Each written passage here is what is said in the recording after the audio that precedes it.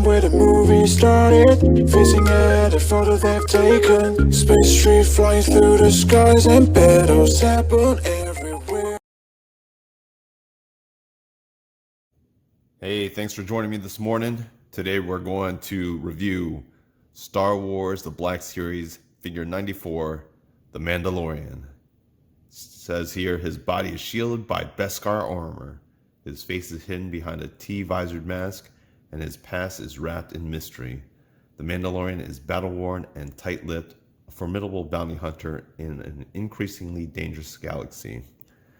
So I think this is post episodes 6, I believe.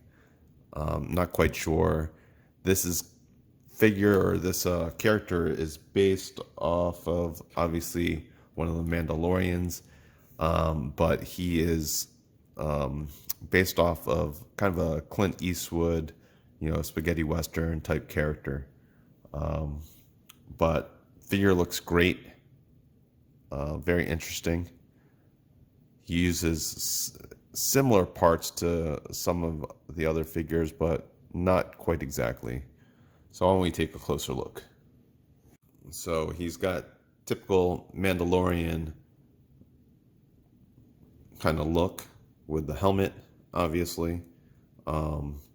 He's got this little device on his forearms. And he's got his little cape. So details look excellent on this figure. You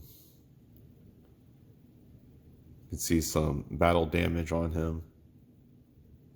He's got this cape, kind of like Dirty Harry. Looks nice. I don't know if I just preferred a cloth cape, kind of like Boba Fett over here.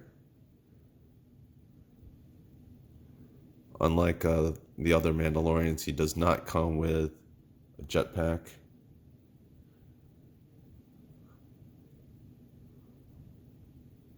So the actor that's going to portray this character is going to be the same actor from the Netflix series Narcos. Why don't we take a quick look at some of his accessories first. So here you have his pistol. Let me just put him down. And you can see his pistol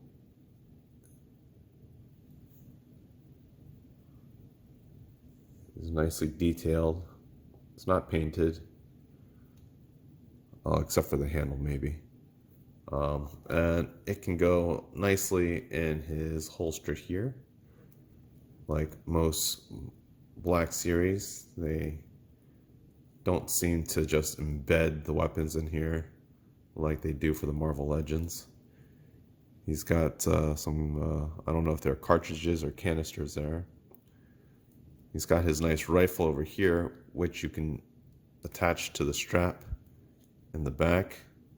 There's a little hole here, a little indentation here, keep it from moving back and forth, but mainly just attaches to the strap here.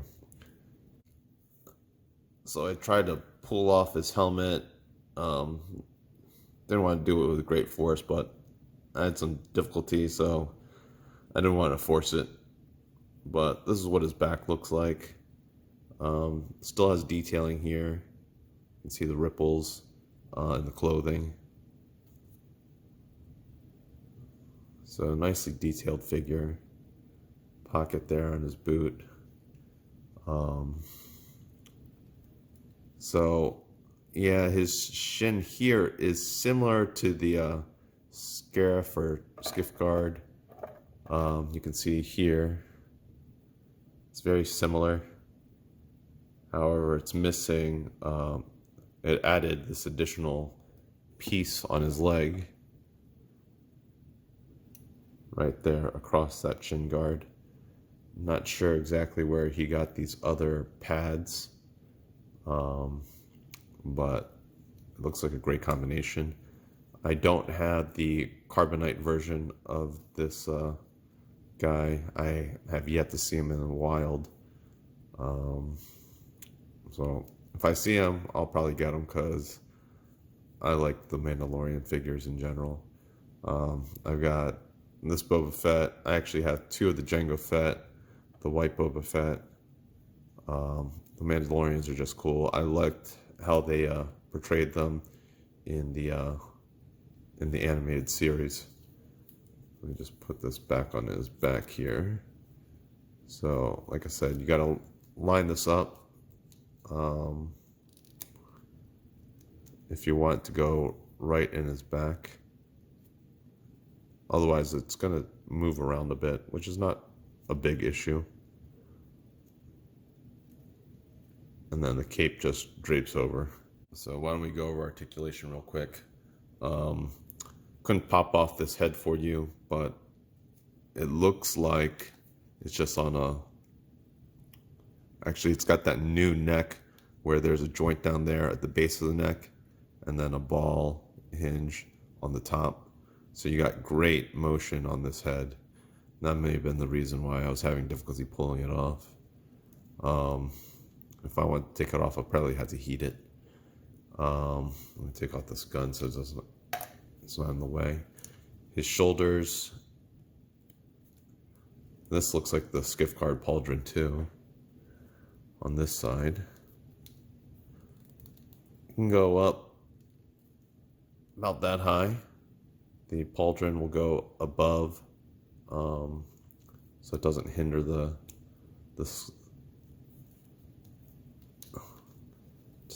motion.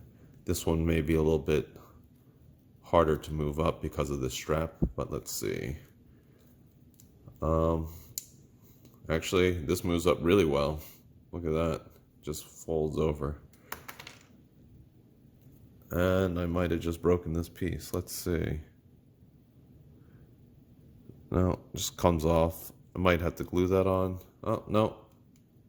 Works okay. But you can see here, this piece came off. If I need to, I can glue that. That's not a big deal. But it fits right there. I'm sure if I try to move this, it might pop off. But I just have to be aware of that. He's got single jointed arms, but it's that new elongated arm. So he can do better than 90 degrees on a single joint. You can see there's no pin up here. He's got, in terms of his wrists, they go back and forth for this hand. And this hand goes up and down. So he's got a nice pistol gripping hand here. Wrist here. There's a trigger finger. He's got a diaphragm joint which bends really nicely to the right there, to the left there. Go forward that much. You can go backward that much. Does he have a waist swivel? No. So the swivel is all in the diaphragm. Hip joints, you can kick out, kick forward this much. You can kick back that much, so decent range of motion there. And in terms of the splits, decent splits, pretty good. He's got double jointed knees, so let's see if he can kick his butt. So he can nearly kick his butt. It's pretty good. And you can see he's got a forward, backward, pinford rocker. Wow. So he's got pretty good mobility. And I probably am going to have to re-glue this in, just so I'm not getting bothered with it. But like I said, not a big deal.